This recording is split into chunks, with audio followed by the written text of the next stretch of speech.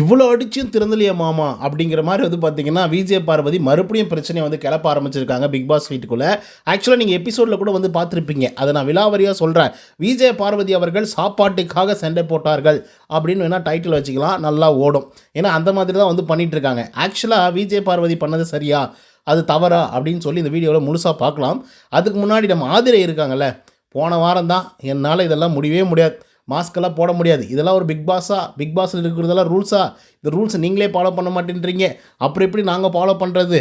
And team பண்ண தப்பு தான் அப்படின்னு சொல்லி பலவிதமான விமர்சனங்களை வச்சுருந்தாங்க. நம்ம விஜய் சேதுபதி அவர்கள் அதுக்கு சரியான தக்க பதிலடி வந்து கொடுத்துருக்காப்புல. இங்கே பாருங்கள், நீங்கள் இங்கே விளையாடுறதுக்கு தான் வந்திருக்கீங்க. நாங்கள் சொல்கிறத கேட்குறது தான் வந்திருக்கீங்க.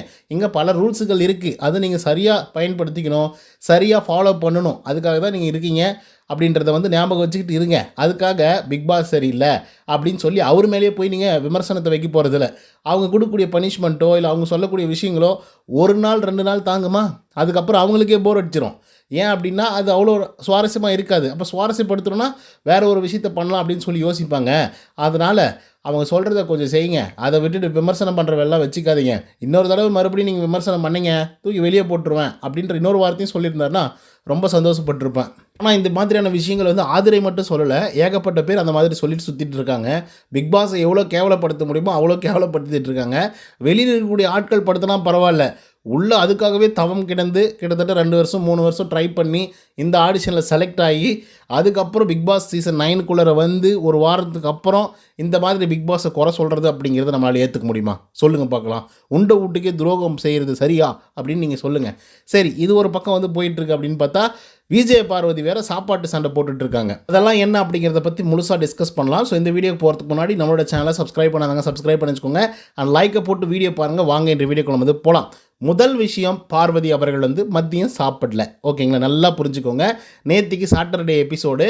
ஸோ காலையிலேருந்து மதியத்து வரைக்கும் ஒரு ஹாஃப் டே எடுப்பாங்க ஷூட்டிங். ஓகேங்களா? எதுக்காக அப்படின்னா சாட்டர்டே எபிசோடுக்கு வந்து அதுக்கடுத்து தான் ஆஃப்டர்நூனுக்கு அப்புறம் சாப்பிட்டு மாதிரிலாம் முடிச்சதுக்கப்புறம் இன்னொரு ஷூட்டிங் வந்து எடுப்பாங்க. அது வந்து சண்டேவுக்கு. சரிங்களா? காலையிலே ரெடி ஆகிட்டாங்க விஜய் பார்வதி. அவங்க மட்டும் இல்லை, ஒட்டுமொத்த கண்டஸ்டண்ட்டும் ரெடி ஆகிட்டாங்க. அதுக்கப்புறம் ஷூட்டிங் வந்து ஸ்டார்ட் ஆகுது சாட்டர்டேக்கான எபிசோடுக்கு. அப்புறம் லஞ்ச் பிரேக் வருது. லஞ்ச் பிரேக்கில் எல்லாருமே நல்லா சாப்பிட்றாங்க. அது ப்ரொடக்ஷன் சாப்பாடு அப்படின்னு வந்து சொல்லுவாங்க. அது நல்லா வந்து பிரியாணி, வெஜ் பிரியாணி எல்லாமே வந்திருக்கும். கண்டிப்பாக சாப்பிட்ருப்பாங்க. அதில் வந்து நம்ம விஜய் பார்வதி சாப்பிட சில பேர் கொஞ்சம் லைட்டாக சாப்பாடு வந்து பத்தாமல் போயிடுச்சு. விஜய் பார்வதி சாக்ரிஃபைஸ் பண்ணாங்களா, இல்லை அவங்களுக்கு ஃபுட்டு வந்து தேவையில்லை அப்படின்னு சொன்னாங்களான்னு தெரியல. ஆனால் வேணாம் அப்படின்னு வந்து சொல்லியிருக்காங்க. அதுக்கடுத்து தான் வந்து சண்டேக்கான எபிசோடுக்கான ஷூட்டிங் வந்து நடந்திருக்கு. அதுக்கப்புறமா தான் வந்து பார்த்திங்க அப்படின்னா இந்த பிரச்சனை நடந்திருக்கு. எபிசோடில் முடிஞ்சதுக்கப்புறம் நம்மளுடைய ஆதிரை அவர்கள் வந்து பார்த்திங்கன்னா மாஸ்க் மறுபடியும் போடுறாங்க. அண்ட் ஒரு சிலர் வந்து பார்த்திங்கன்னா அட்வைஸ் பண்ணுறாங்க, இது எத்தனை நாள் இருந்துற போகுது, போட்டுக்கோயேன் அப்படின்னு சொல்லி கனி, சபரிநாதன் எல்லாருமே வந்து சொல்கிறாங்க.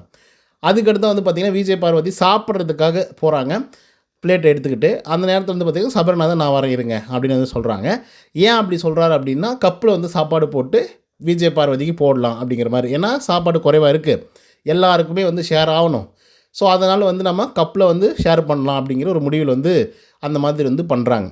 இப்போ என்ன பிரச்சனைனா, விஜய் பார்வதிக்கு வந்து கப்பில் வாங்குறது பிடிக்கல அப்படின்றதெல்லாம் தாண்டி அவங்களே எடுத்து சர்வ் பண்ணிக்கிறாங்க. அவங்க செல்ஃப் சர்வ் அப்படின்னு சொல்லுவாங்களே, அந்த மாதிரி பண்ணிக்கிறாங்க. இங்கே பாருங்கள், கப் அளவுக்கெல்லாம் நான் போட்டுக்கல, அதை விட குறைவாக தான் போட்டுக்கிறேன், எனக்கு இதுவே போதும் அப்படிங்கிற மாதிரி போட்டுக்கிறாங்க. பட் சபரிநாதன் அதை ஏற்றுக்கல. இருங்க நானே போடுறேன், இந்த மாதிரி வேண்டாம் அப்படின்னு வந்து சொல்கிறாங்க. உடனே வந்து பார்த்திங்கன்னா கனி என்ன சொல்கிறாங்கன்னா, rules is a rules, cup is a cup அப்படின்னு வந்து சொல்கிறாங்க. ஓகேங்களா? ரூல்ஸ்னால் ரூல்ஸ் தான், கப்புனா கப்பு தான், அதை விட்டு நீங்களே சர்வ் பண்ணிக்கிறீங்க அப்படின்னா என்ன அர்த்தம் அப்படின்றாங்க.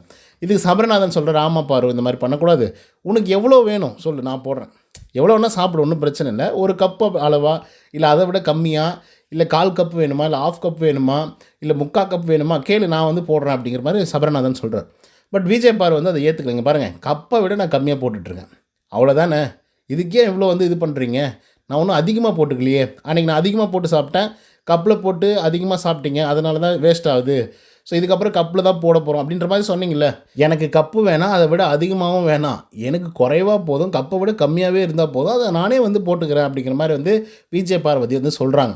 ரீசன் என்னென்னா அதை தான் கிளியராக அவங்க சொல்கிறாங்க. இதுக்கு முன்னாடி நான் வேஸ்ட் பண்ணிட்டேன், வேஸ்ட் பண்ண உடனே எல்லோரும் வேஸ்ட் பண்ணிட்டேன்னு சொன்னாங்க, நான் வேஸ்ட் பண்ணக்கூடாது அப்படின்றதுனால எனக்கு எவ்வளோ அளவு பிடிக்குமோ, எவ்வளோ அளவு நான் சாப்பிடணும் அவ்வளோ நான் போட்டுக்கிறேன் அப்படிங்கிற மாதிரி அவங்க சொல்கிறாங்க. பட் அதை வந்து ஏற்க மறுக்கிறாங்க. உடனே நம்மளுடைய விஜய் பார்வதி வந்து இல்லை நான் வந்து போட்டுக்கிறேன் அப்படின்னு சொல்லிட்டு அவங்க அங்கேருந்து கோவப்பட்டு கிளம்பி போயிடுறாங்க. நான் வந்துட்டு மட்டும் தான் உங்களுக்கு பிரச்சனை இல்லை அப்படின்னு சொல்லி கேட்டோன்னே எப்ஜே வந்து பார்த்திங்க அப்படின்னா, இல்லை எல்லாருக்குமே ஒரே ரூல்ஸ் தான், நீங்கள் அப்படி வந்து போட்டுக்கிறீங்க அப்படின்னு சொல்லி கேட்குறாங்க. அது பெரிய வாக்குவாதமாக மாறுது. ரூல்ஸ்னா ரூல்ஸ் தான் அப்படின்னு மாதிரி சொன்னோடனே, அப்போ சூப்பர் டீலக்ஸில் வந்து நீங்கள் போய் க்ளீன் பண்ண வேண்டியது தானே, நீங்கள் ஏன் க்ளீன் பண்ணல அப்படிங்கிற மாதிரி கேட்டோடனே, நீங்கள் கூட தான் க்ளீன் பண்ணல அப்படின்னு சொல்கிறாங்க பார்வதியை பார்த்து. பார்வதி என்ன சொல்கிறாங்கன்னா, இல்லை நான் காலையில் க்ளீன் பண்ணேன் அப்படின்றாங்க. நான் கூட தான் வந்து க்ளீன் பண்ணேன், ஆனால் நேற்று நைட்டுக்கு தான் வந்து க்ளீன் பண்ணல, நீங்களும் தான் க்ளீன் பண்ணல அப்படிங்கிற மாதிரி இவங்க 2 பேருக்குள்ளே வாக்குவாதம் போது, அதுக்கப்புறம் போகணும் அப்படின்னு சொல்லிட்டு அவங்க கிளம்பி போயிடுறாங்க. இன்னொரு பக்கம் நம்மளுடைய வாட்டர்மெலன் ஸ்டார் திவாகர் இருக்கார் இல்லையா, அந்த மனசு வந்து பார்த்திங்கன்னா மாட்டிக்கிட்டாப்புல எஃப்ஜே கிட்ட. எஃப்ஜே வச்சு உரின்னு உரிக்கிறாப்புல. சொல்லப்போனே, யோ உனக்கு சாப்பாடு போடும்போது ஏன் கப்பில் போடுறீங்க அப்படின்னு கேட்க வேண்டியது தானே, அது என்ன பார்வதிக்கு பிரச்சனை வரும்போது மட்டும் நீ பேசுறது அப்படின்னு சொல்லி அவர் கரெக்டாக கேட்டார். பட் திவாகர் அந்த இடத்துல வந்து கரெக்டாக கேட்டிருந்துருக்கணும். என்ன கேட்டிருக்கணும் அப்படின்னா, கரெக்டாக நல்லா பாருங்கள், அந்த வீடியோ பார்த்தீங்க அப்படின்னா கூட சபரநாதன் இந்த பக்கம் வராரு, பார்வதியும் வராங்க. சாப்பாடு வந்து போடுறதுக்காக சபரநாதன் வந்தாரா, பார்வதி வந்து அவங்களே செல்ஃப் சர்வ் பண்ணுறாங்களா, பின்னாடியே வந்து திவாகர் நிற்கிறார். அப்போ வந்து இல்லை எனக்கு தேவையான அளவுக்கு நான் போட்டுக்கிறேன் அப்படின்னு சொல்கிறாங்க பார்வதி.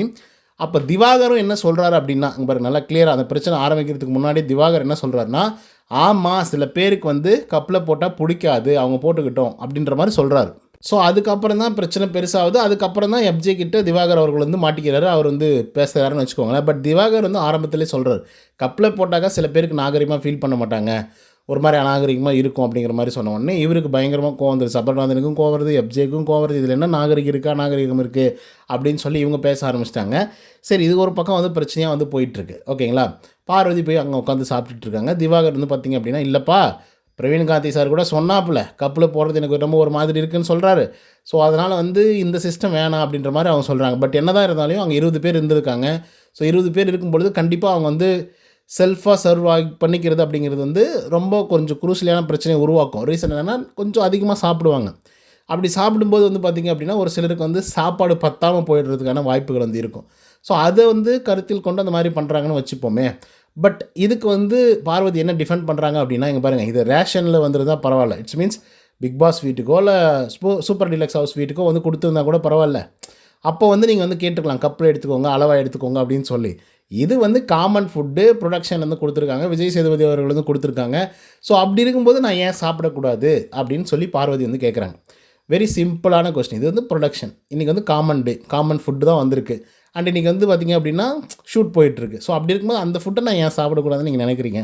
அதுவும் குறைவாக தான் நான் எடுத்திருக்கேன், செல்ஃப் சர்வ் பண்ணிக்கிறேன், அவ்வளோதானே, வேறு என்ன இருக்குது அப்படின்னு சொல்லி அவங்க கேட்குறாங்க. இதுலேருந்து நான் ஒரே விஷயத்தை மட்டும் தான் சொல்ல வரேன். அது என்ன அப்படின்னு பார்த்தீங்கன்னா, மதியம் பார்வதி வந்து சாப்பிடல, 1. 2வது வந்து பார்த்திங்கன்னா, பார்வதி அவர்கள் வந்து அதிகமாக, அதாவது அந்த பவுலை விட அதிகமாக ஒன்றும் சாப்பாடு எடுக்கலை. 3வது இது வந்து ஒரு காமன் ஃபுட்டு. ஸோ அப்படி இருக்கும்போது பார்வதி சொன்னது கரெக்டு தான், ஓகேவா? ஸோ இதெல்லாம் தாண்டி நான் என்ன சொல்கிறேன் அப்படின்னா, அவ்வளோ பேர் வந்து இருக்காங்கல்ல, 20 பேர் வந்து இருக்காங்க. சார் 20 பேரில் 18 பேர் வந்து இருக்காங்க. இந்த 18 பேரில் அவங்க மதியம் கூட சாப்பிட்லப்பா, கப்பில் ஏன் அளந்து போடுறீங்க, கொஞ்சம் எக்ஸ்ட்ரா சாப்பிட்டா கூட என்ன தப்பு இருக்குது அப்படின்னு ஒரு வார்த்தை கேட்டிருக்கலாம். கரெக்டு தானே? ஆனால் அவங்க கேட்கல. ஏன்னா மதியம் அவங்க சாப்பிடாது இவங்களுக்கு எல்லாருக்குமே தெரியும். ஆனால் அதனால தான் வந்து பார்த்திங்க அப்படின்னா, நைட்டுக்கு வந்து பத்தாமல் போயிடுமோ, நம்ம அளந்து சாப்பிட்லாம் அப்படிங்கிற ஒரு முடிவுக்கு வராங்க. சரி, மதியம் இந்த பொண்ணு சாப்பிடல, மேபி பசி அதிகமாக கூட இருக்கலாம், கொஞ்சம் எக்ஸ்ட்ரா கூட சாப்பிடட்டும் அப்படிங்கிற ஒரு மனநிலை யாருக்குமே வரல, அதை யாருமே சொல்லலை. அதே போல் விஜய் பார்வதி வந்து கிளியராக அவங்களோட எக்ஸ்ப்ளனேஷனை கொடுத்துருக்கலாம். இங்கே பாருங்கள், நான் மதியம் சாப்பிடல, கொஞ்சம் எக்ஸ்ட்ராவே எடுத்துக்கிட்டால் கூட என்ன தான் இப்போ தப்பாக ஆகிடு போகுது, யாரோ ஒரு ஆள் வந்து அட்ஜஸ்ட் பண்ணிக்கோங்க. நான் மதியம் நான் அட்ஜஸ்ட் பண்ணிக்கலையா பட்னியாக இருந்து, அப்போ யாரோ ஒரு ஆள் வந்து அட்ஜஸ்ட் பண்ணிக்கோங்கன்னு கூட சொல்லலாம், சொல்லியிருக்கலாம். அதுவும் கரெக்டான விவாதமாக இருந்திருக்கும், நியாயமான விவாதமாக வந்துருந்துருக்கும். இப்போ நம்ம ஒரு ஆள் இருக்காங்க, அவங்கள போட்டு அடின்னு இந்த வாரமெல்லாம் அடிச்சிட்டாங்க அப்படின்றதுக்காக அவங்க என்ன செஞ்சாலும் தப்பு அப்படின்னு நினைக்கிறது வந்து தப்பு. கரெக்டு தானே? அதில் எந்த விதமான மாற்று கருத்தும் இல்லை. அங்கே உள்ளே இருக்கவங்க எல்லாருமே வந்து ஹியூமன் பீயிங் தானே. அவங்களுக்கும் ஒரு வேளை ஃபுட்டு சாப்பிடல அப்படின்னா அடுத்த டைமுக்கு வந்து பார்த்திங்கன்னா பயங்கரமாக பசி எடுக்க தானே செய்யும். இது நேச்சுரல் தானே. ஆனால் நான் காமனாக சாப்பிட்றத விட கம்மியாக தானே சாப்பிட போகிறேன் அப்படின்னு கேட்கும்போது கூட கொடுக்கல அப்படின்னா அது ஒரு தவறான விஷயம். எல்லாமே ரூல்ஸ் இஸ் ரூல்ஸ் அப்படின்றதும் தவறான ஒரு விஷயம். ஏன்னா அன்னைக்கு அந்த ரூல்ஸை ஃபாலோ பண்ணிக்க வேண்டிய அவசியமே இல்லை, அதுதான் உண்மை. அண்ட் அவங்க அதிலையும் கிளியராக சொல்கிறாங்க, அது ரேஷன் அதுலேருந்து வந்துச்சு அப்படின்னா நான் கண்டிப்பாக ஃபாலோ பண்ணிக்கிறேன், அதில் நீங்கள் கப்பில் கொடுக்குறீங்களா அதை நான் ஏற்றுக்கிறேன். ஆனால் இது காமன் ஃபுட்டு, எல்லாருக்கும் பொதுவாக வந்தது, அப்படி இருக்கும்போது என்னால் வந்து ஏற்றுக்க முடியாது, அதுவும் நான் குறைவாக தானே எடுத்துக்கிட்டேன் அப்படிங்கிறது அவங்களோட வாதமாக இருக்குது. ஸோ என்னை பொறுத்த வரலையும் பார்வதி இஸ் கரெக்டு, அதில் எந்த விதமான மாற்று கருத்துமே இல்லை இந்த விஷயத்துக்கு நான் சொல்கிறது. ஸோ இதை பற்றின உங்களோட கருத்துக்கள் என்ன அப்படிங்கிறத கமெண்ட்ஸில் சொல்லுங்கள். இந்த வீடியோ உங்களுக்கு வந்து பிடிச்சிருக்குன்னு நினைக்கிறேன். இந்த மாதிரி பிக் பாஸோட அப்டேட்ஸ்லாம் நீங்கள் தெரிஞ்சுக்கணும் அப்படின்னு நினச்சிங்கன்னா நம்மளுடைய சிறப்பு மீடியா 2.0 அப்படிங்கிற சேனலை சப்ஸ்கிரைப் பண்ணி வச்சுக்கோங்க. நன்றி, வணக்கம்.